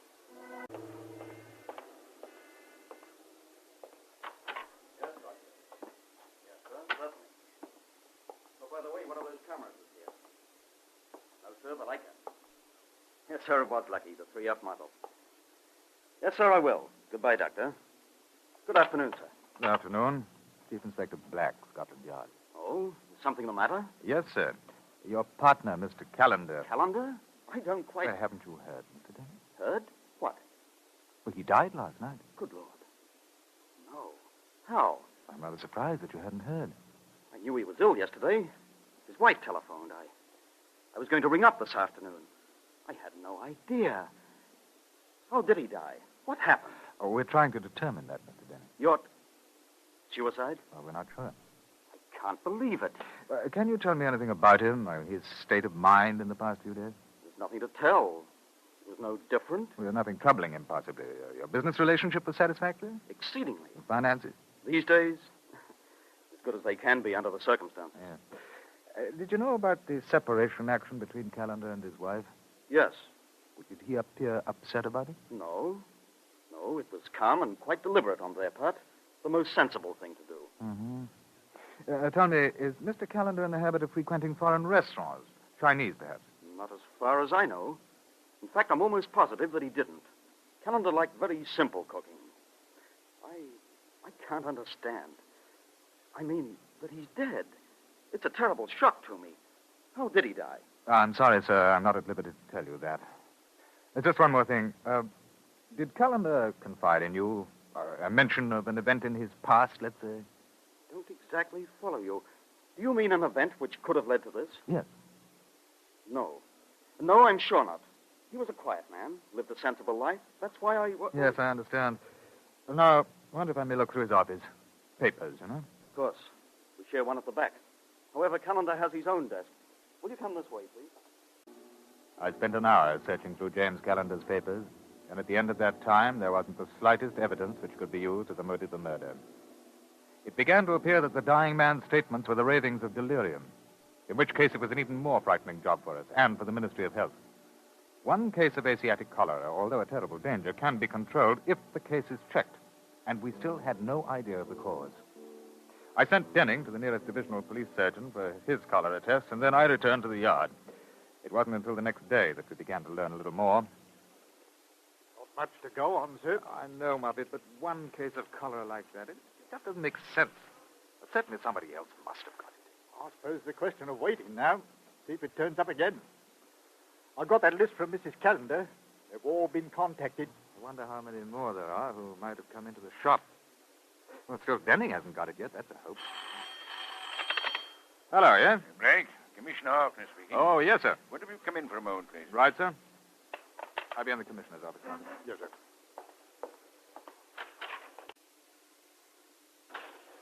Come in, Black. Sit down. Thank you, sir. Now, look here. I've got some rather alarming news. Oh? Ministry of Health has done a little more work on that case. Cholera, nothing's changed there. But they don't think it's a natural case. Oh, really? They're reasonably certain that the dead man ate something, probably about a week ago. The germs were in that something. Well, yes, sir, but that doesn't mean to say that... If it was a week ago, the food must have been either eaten in a restaurant or bought at a grocer's. Now, if that's the case, it's almost impossible that one man would come down with cholera and no one else. Was there any chance of an immunity with others who ate the same food? I asked the same question. They said with cholera, no. You realize what this means, Black? I'm afraid so, sir, yes. Somebody used the germs as a poison, administered it to Calendar. Unless another case or two comes along, it's going to be up to us. But the wife must know something, then. And Calendar swore that she did. Go out there again. We've got to make her talk. Yes? Oh, hello, Murphy. Afternoon, Commissioner. 999 calls come in, sir. Well, what's up? Dr. Reed just rang through. Says he's at the Calendar address. Wants us to come over. Something's happened to Mrs. Calendar. Commissioner Harkness, Moffat, and I raced to the house in Salmon Street. It was nearly dark when we arrived. Constable took us upstairs, and Dr. Reed was waiting for us outside the bedroom door. Yeah. What's happened here? I don't know exactly. The front door was open. She was lying on the floor in the hall. A nasty wound in her head. I called you and the constable who was passing. Well, will she be... Yes, I think so. How did you happen to be passing, Doctor? I wanted to look in, see that Mrs. Calendar was all right. I told her that I would last night. I see. May I speak to her? Yes, I think it'll be all right. Not for too long, though. Good evening, Mrs. Calendar. Where did he go? Who? The man. Did you see him? No. It was dark. I'd been shopping. I came in the door and I saw someone standing in the hall. The light wouldn't work, and then he came toward me. And you didn't have time to run to the door? No. I must have screamed, and he hit me, and then That's enough. No more talking. I'm going to give you something to make you sleep for a little while. Oh, we'll wait outside, Doctor. I'm only thankful I was nearby. I have a headache, but it won't be anything worse. Yes. What do you think, Black? I don't know, sir. Of course, she may know something and isn't aware of what it means to the murderer. Better have a look about. Well, I'm going to. You know, whoever it was that waited for her must have been familiar with the house. Probably saw her go out and slipped in to wait. Oh, Marvin? Yes, sir? Check on the back door and windows, would you? Right, sir. I want to have a look at that hall light.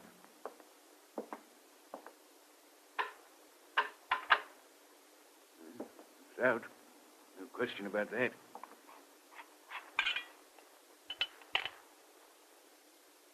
Try it again, will you, sir? Well, I'll be... What did you do? Refastened the bulb. Do you mind going over to the front door, Commissioner? Yeah, all right. Yeah? Yes. Now I'm going to switch off. Can you see me? Yeah, of course. My face? What about now? Oh, yes, I can see your face now. Would you open the door, sir?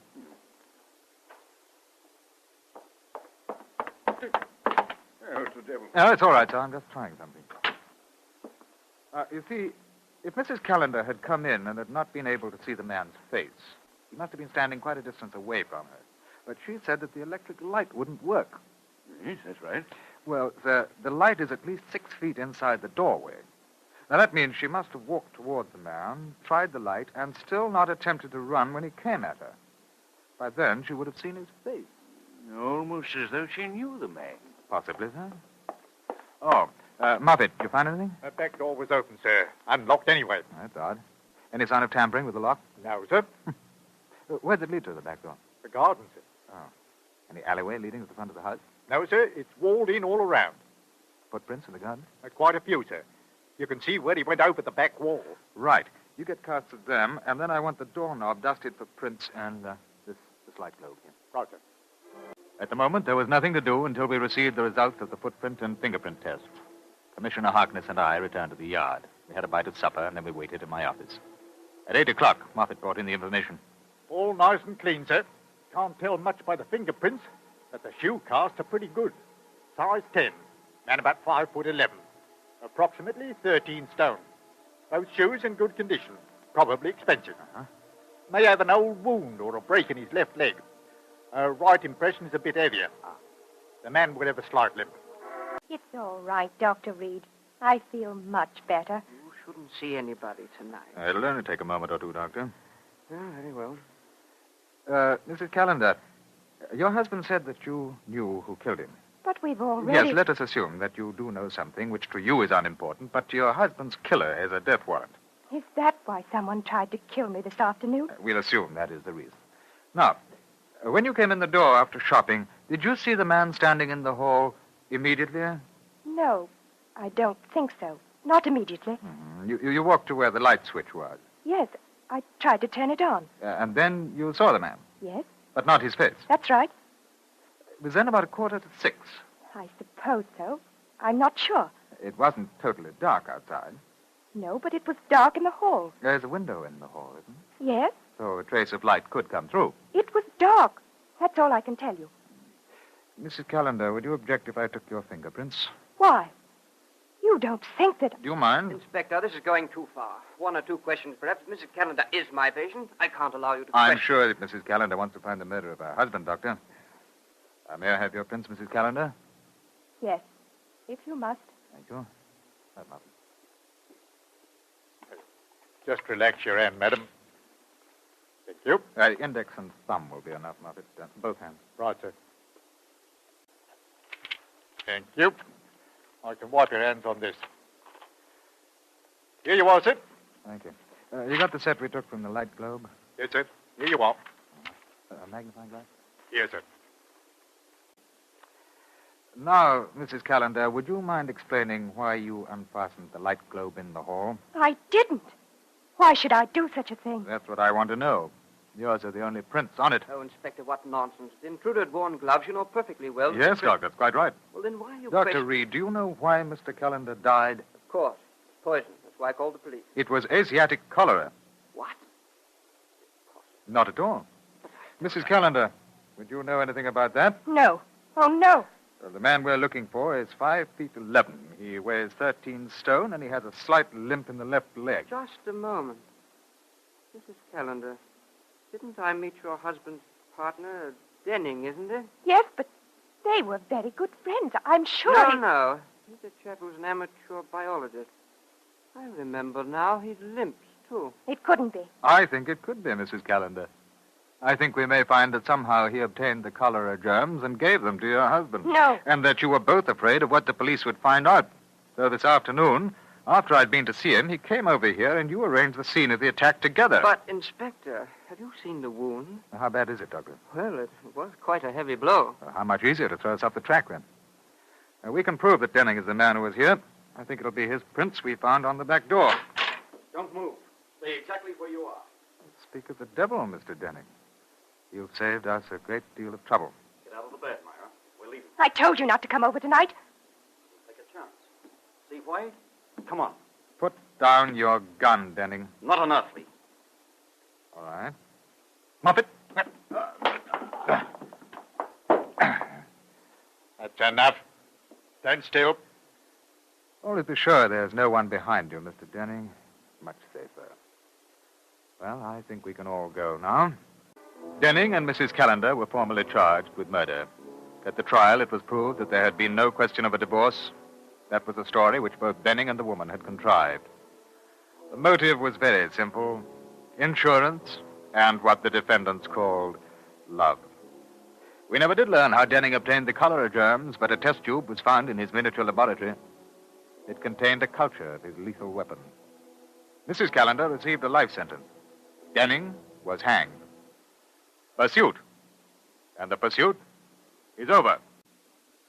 Pursuit is produced and directed by Elliot Lewis and written by Anthony Ellis. Music was composed and presented by Eddie Dunstetter. Ben Wright stars as Inspector Peter Black with Raymond Lawrence as Sergeant Moffat. Featured in tonight's cast were Sally Cassell, Julian Upton, William Johnstone, and John Sherman. We We invite you to join us next week at this same time when Pursuit will bring you another dramatic story of the famous Inspector Peter Black of Scotland Yard, relentlessly hunting down those whose disordered passions breed violence and murder. Another story of man hunting man when we bring you Pursuit.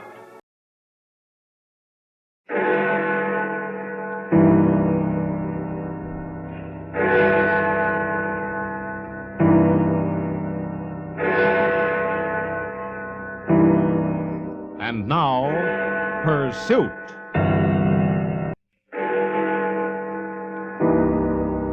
Pursuit. A criminal strikes and fades quickly back into the shadows of his own dark world. And then, the man from Scotland Yard, the famous Inspector Peter Black, and the dangerous, relentless Pursuit. When man hunts man. In just a moment, tonight's story. Now, with Ben Wright starred as the famous Inspector Peter Black of Scotland Yard, we bring you tonight's story, Pursuit, and the man who died late.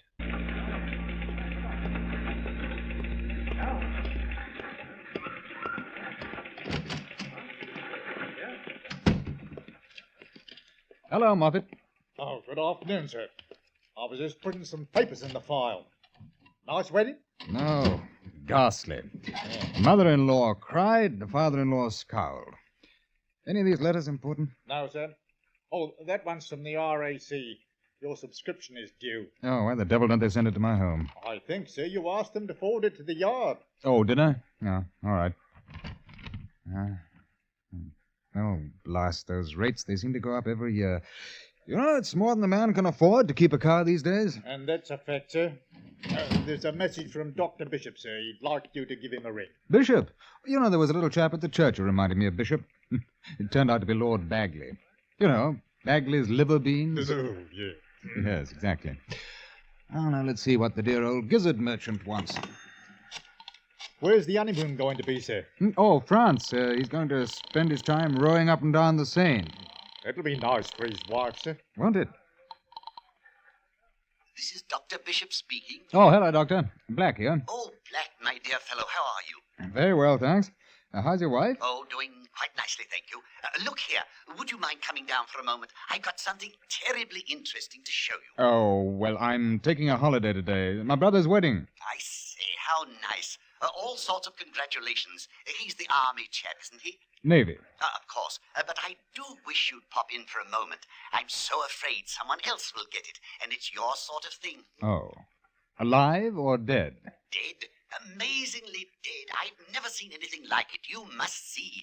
It's the best one I've had for ages. After 3 years, my new sister-in-law and I finally trapped my brother Reggie into marriage. He'd fought hard and well, but we had won. It had been a matter of principle. That and the fact that for some unaccountable reason, Vivian adored him. And so I had taken the day to see that Reggie would forever renounce his precious bachelorship. Fortified by several brandies and sodies, he had done so. On my way home, I dropped in at the yard, and a few moments later was on my way down to the lair of Scotland Yard's incredible pathologist, Dr. Bishop. Come in. Hello, Black. So glad you could come. I don't mind telling you, this is a red letter day for me. Oh? I've got him in the examination room. My word, it's a topping case. Oh, really? I suppose the fact that he's dead helps. Rather. Wait till I tell the chaps at the RCP. Now, have a look at this. Well? Concussion? I thought you'd say that. No, my dear fellow, not at all. Here, see that? Where the head has been shaved and the incision? Yes. I took this out of the brain. Hello. You'd think a bullet in the brain would kill a man, wouldn't you? Well, they've been known to. This one did, but it wasn't fired today. It had been in there for months, and he was brought in late this morning. Oh, now look here. I thought you'd like it. Well, what about the blow on his head? That wouldn't have killed him. The bullet entered the frontal lobe, just above the hairline. See? Yes. Now, Look at that. Oh. Abscess. Over a period of time, it eroded the left anterior artery. Here. And that caused his death?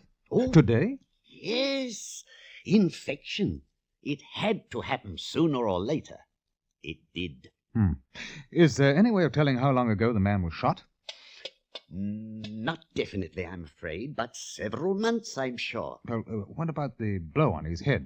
Do you know anything about that? Happened this morning. They can tell you upstairs. Who's taking care of it? Inspector Mallinson. All right, I'll get in touch with you later. Delighted. I say, Yes, old boy?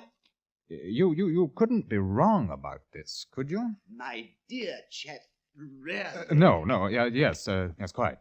Sorry. I left Dr. Bishop once again huddled over the sheeted form on the examining table and went upstairs.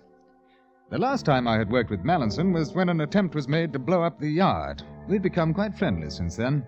He was a dry, rather cynical man who loved his job and laughed at it at the same time. Hello. Welcome to my digs. You look like a swank pot today. Funeral? No, wedding. Same thing. By the way, have you heard about the new... Yes, I've just seen it. It's yours, you know. I was just going to take the information over to your office. What happened? Dead man, Martin Tansley, 96 Brompton Road, took a walk in Hyde Park this morning. Chap hit him on the head and stole his wallet. That's all. It was very simple, until the gizzard merchant started to mess about and found the bullet. What about the thief? Oh, we've got him. Holds fast to his story, though. Want to see him? Yes, I suppose I'd better.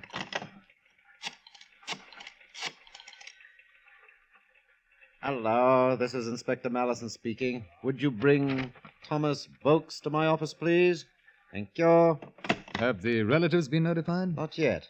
I sent a man to the address, but there was nobody at home. Neighbor says Tansley's wife is away in Scotland with her 2 kids. We're trying to contact her. Oh. Well, this is going to be interesting. What do we charge our man with? Robbery or murder? Both, I suppose. The bishop insists that the blow had nothing to do with death. Didn't do Tansley any good, I'll bet.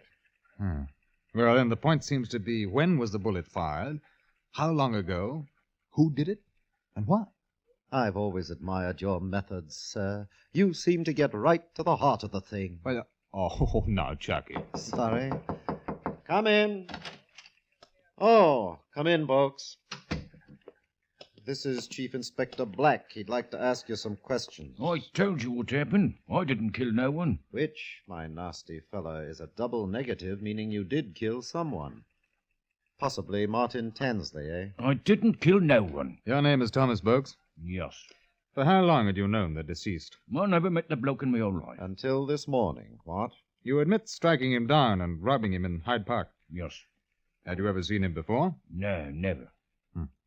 What did you hit him with?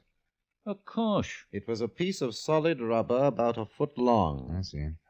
Did he strike his head when he fell? It was on the grass. He didn't hit his head on nothing. Ooh, double negative. Now, you listen to me, Boakes.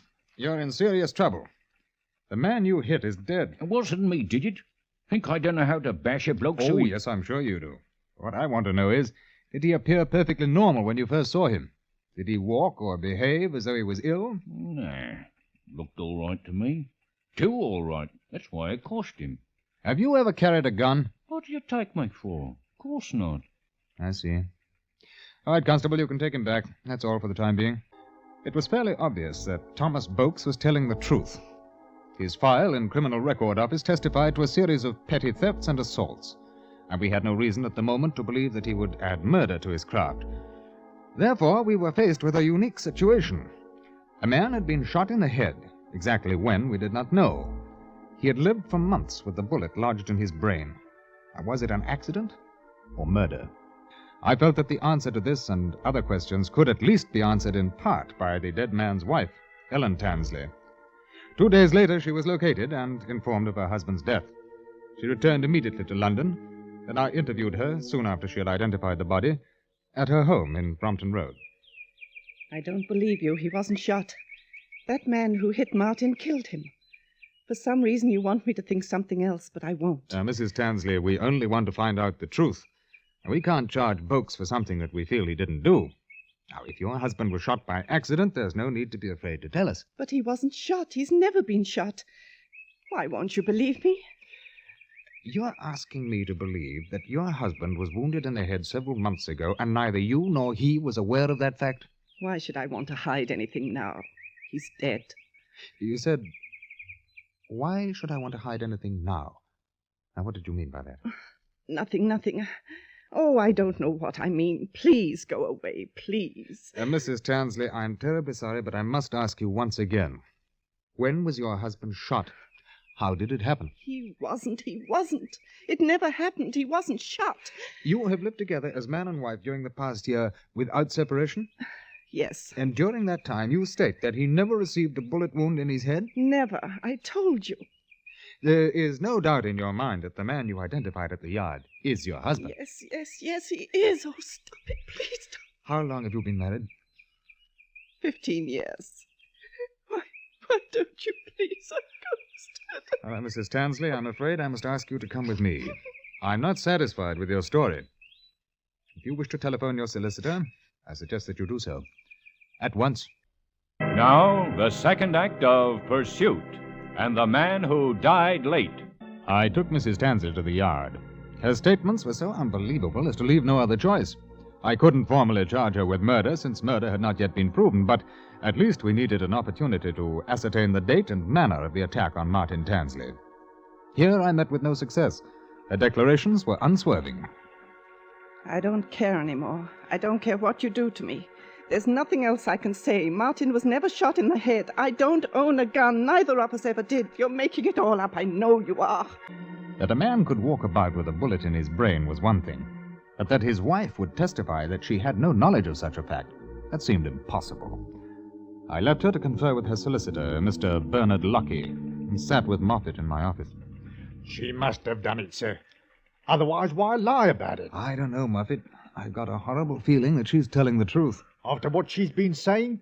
Oh, I don't think so, sir. I know. It's daft, but...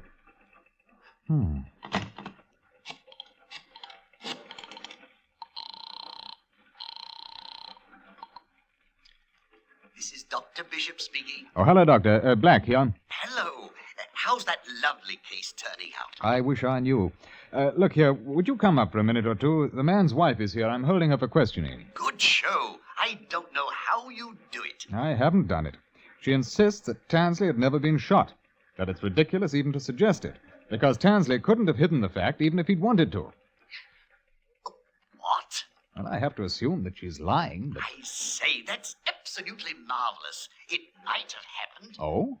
I mean, I've heard of a case, some poor old boy shot in the head and didn't know it. Oh, no, that can't be. Oh, yes. I'll pop up and tell you about it. Shan't be a sec. All right, now, how did it happen? Old boy, about 65. He took a walk. It was in the country, you know. Some small boys were playing with a rifle. A bullet entered the right frontal lobe, but under the hair. Victim had a fine shock of hair, much like Tansley. He thought a bee had stung him. Went home, slight headache, no blood, nothing. In 4 hours or so, he'd forgotten all about it.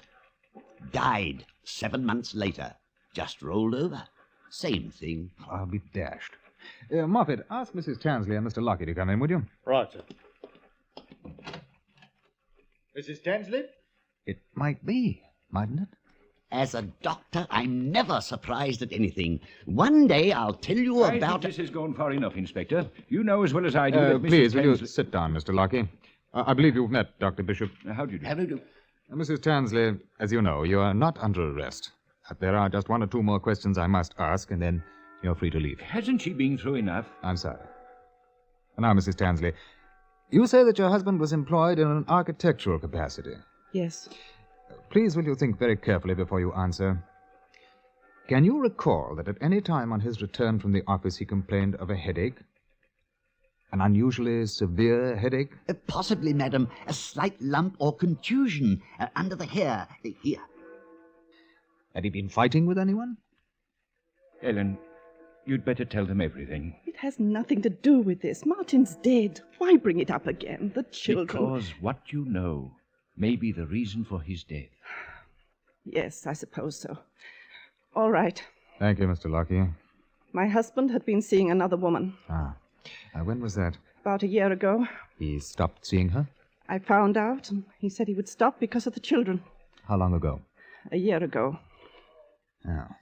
Now, to go back to my earlier question. I can only remember once. I think it was soon after he'd promised never to see that woman again.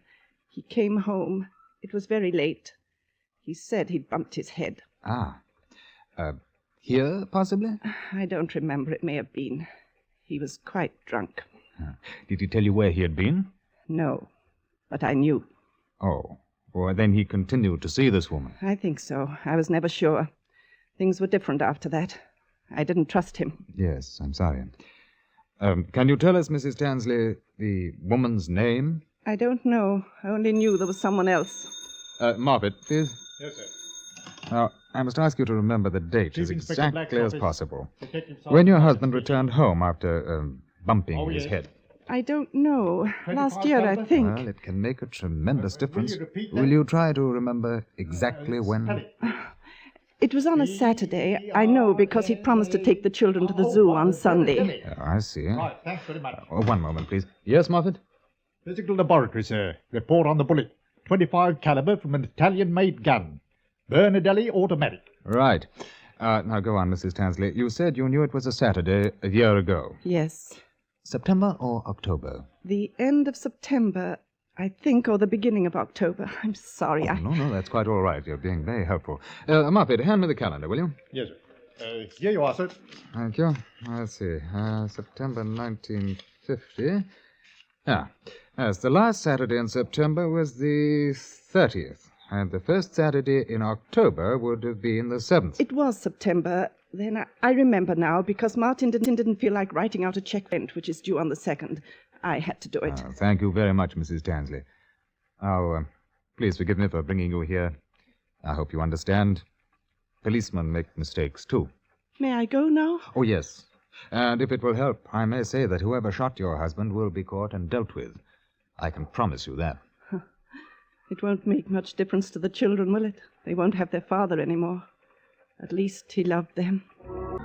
We had something to go on. The date of the shooting. I was reasonably certain of that now. The type of weapon, an automatic, which we knew was, because of its small size, used by women. And we had a possible motive, a spurned woman. We began to look for the killer. Black here. Moffat, sir. I've got a list of the registered and licensed Bernadelli pistols. Long list? I'm afraid so, sir. Well, you better get to work on it. Right, sir.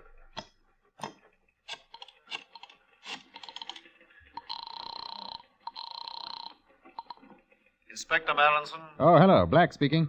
I said, do you want a job? Not particularly, but for you, anything. Oh, I'm glad you feel that way. Run down to Tansley's office, McIntosh and Kenny. They're architects. Find out everything you can about Tansley. Question everybody. Cherchez la femme, eh? You speak French beautifully. Merci. See if you can do it. What? Find her. Oh, that. You know, I do so admire you, sir. You've no idea what a pleasure it is to... I went to the taxicab stand near Tansley's office, questioned the drivers who had been in the district for a year or more. One remembered something. He had driven Tansley to the corner of Haymarket and Shaftesbury Avenue several times. There, the deceased had got out and joined a woman. A young woman, rather simply dressed. The driver thought that she might be a shop girl. After that interview, I joined Moffat with his list of persons known to have owned Bernadelli automatics. 4 days later, we had narrowed our search down to 6 possible suspects. 2 women and 4 men. We decided to question the woman to begin with. The first was a Miss Anna Patterson of 128 Graham Road, Hackney. Miss Patterson wasn't in, but the owner of the flats who lived on the premises assured us that she would return at 6 o'clock. It was then 5:15. We decided to wait. At 5:45, I rang through to the yard to see if Mallinson had turned up anything. Hello, sir. Good hunting. Where are you? Waiting for a woman. They never keep me waiting. Got some news for you. Oh? Nasty little sneak at Tansley's office. Didn't like the man and thought we ought to know about the woman Tansley was playing about with. Know her name? Well, the nasty little sneak hated to sneak, but he ran into them one day, and Tansley introduced her. Anna Patterson. 128 Graham Road, Hackney. I got the address myself. Aren't you proud of me? Terribly. We're there now. Thanks, Mallinson. She came in at 6:05. A pretty, dark-haired girl, quite young, who seemed by her manner immediately to sense who we were. I asked to speak to her in her flat, and she let us upstairs. The place, well, it was much as I had expected. Dark, cold, and lonely. What was it you wanted to see me about, please? You own a .25 caliber Bernadelli automatic pistol? Oh, no. According to the registration, you do. Oh, yes, I did, but not anymore. Uh-huh. Can you tell us what happened to it? I lost it, I think. When? I don't remember. I see. Do you know a man named Martin Tansley? No, I've never heard of that name. Oh, now, miss, I don't think this is going to do any good. Martin Tansley died last week of a bullet fired into his head a year ago. I think that you fired that bullet. No, I didn't. Well, I have a warrant to search your flat. Moffat? Yes, sir. Do you want to tell us why? I must warn you that anything you say will be taken down and given in evidence. No, I mean, I really don't know what you're talking about. Well, then, I put it to you that Martin Tansley came to you and either for the first time spoke of his wife or informed you that she was aware of your relationship and that he wanted to break it off. In your anger, you shot him. No. Where did it happen? A few days after he told me, Hackney Marsh, we'd gone out for a last drink. I begged him to divorce her and marry me. He said no. I shot at him. He fell down. I thought he was dead. I ran away. Then he rang me up a few days later. Was he quite drunk when you shot him? Yes. I don't think he remembered my shooting at him. He thought we'd had a fight, that was all. I was glad that I'd missed. And you continued to see each other? Yes, until a week or so ago. Then I read about his dying. That man in the park who hit him. Here it is, sir. Thank you. One shot fired. You didn't miss him when you fired, Miss Patterson. Oh, yes, I did. He was all right. I know he was. He must have been. No, Miss Patterson. He died from the effects of the bullet fired from this gun. The bullet you fired into his head. Oh, no, I don't believe you. Oh, you're lying. I didn't. We took the girl back with us to the yard. She was committed for trial and later found guilty of murder. However, a recommendation of mercy was proposed, and she is now serving a 15-year sentence in Holloway. Pursuit. And the pursuit is ended. Pursuit is produced and directed by Elliott Lewis and written by Anthony Ellis. Music was composed and presented by Eddie Dunstetter. Ben Wright stars as Inspector Peter Black with Raymond Lawrence as Sergeant Moffat. Featured in tonight's story were Betty Harford, Norma Varden, Edgar Barrier, Alec Harford, and William Johnstone. We invite you to join us next week at this same time when Pursuit will bring you another dramatic story of the famous Inspector Peter Black of Scotland Yard, relentlessly hunting down those whose disordered passions breed violence and murder. Another story of man hunting man when we bring you Pursuit.